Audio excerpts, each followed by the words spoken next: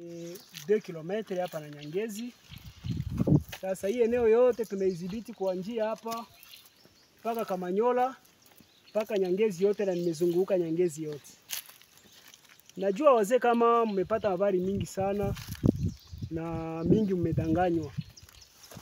Watu ambao wako mkazi ni sawa vile hamupate gisi ya kuwafika hako, sababu kila mtu anakuya mungambo yake na anaeleza.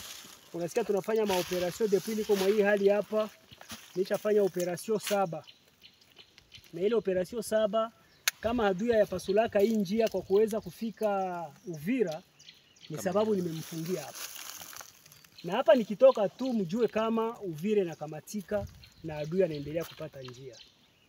Tumesaidiana na magrupu za arme za kutosha kama vile SNPCC na magrupe za arme za Bakirikicho, Shukuru, Kifuafua, wale bote tumeshirikiana na Barele Itongwa. Sie bote en collaboration na Synergie, tunatumika en synergie. Sasa wakati tunatumika tunajua kama sisi tumepungukiwa zaidi, kukosa vitu vinaitiwa vifaa. Vifaa ndio inatukomplike sana. Lakini kama sai tulishakuwa deja Mubukavu. Tuko na probleme ya communication. Tuko na probleme ya materiel ya vita. 3, tuko na probleme ya risasi. Na probleme ingine ku niveau ya finance. Mnajua kama kupata rasio ya kukulisha majeshi zote haiko blagi. Na waza hapa kwenye tuko niliweza kusabia basoda benye biko angaje mwa hii front. Tuko moins plus de 6000 benye tuko angaje mwa hii front. Na wakati tuko angaje mwa hii front plus de 6000 personnes, vraiment kupata chakula ya kula ni shida. Ni shida. Mais tunatumikia gouvernement. Na wakati tunatumika sababu adui ameamvoire nchi yetu na sisi hatuwezi kuiacha kama watoto wa nchi. Tuko majeshi ambao tumejitoa kwa kuweza kusaidia nchi yetu. Gouvernement tusaidie. Tusaidie, msione sawa vile mzaa.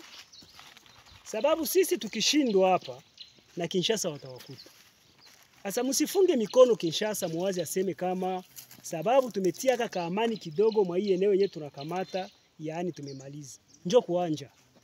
Njoo kuanja sasa. Mutie mabateri ya marsh, tusaidieni. Huku tuko na maeneo mingi yenye meme avion petit porteur teza shuka, na ile petit porteur kushuka na mtatuletea vitu ambavyo tutafanya navyo kazi. Fikisha hii habari kwa excellence chef de l'etat, ayue kama vraiment tuko hapa tuko tunapigana sababu ya nchi yetu. Hatupigane juu yake hapana. Tunapigana sababu ya nchi yetu. Sababu hii nchi kienda tutashindwa hata kwenye tutaweza kutia ligoti. Na ndio maana tumepigania zaidi. Vraiment musikie hii hali yenye tuko tunalia shi sawa vile wazalendo. Muelewe kama tuko na probleme yenye ko très dur. Okau hamubikamate au sérieux. Vraiment sijue kama tutabutire kunini. Merci beaucoup. Ile ndio nilikuwa nalomba. Hii message muifikishe kwa ndugu wote wa patriote, wakongomani wote ambao wako na susia hii nchi. Tuangalie gisi tutaweza kusove hii nchi kuitosha mwa hii kao yenye iko amo. Merci beaucoup. Okay.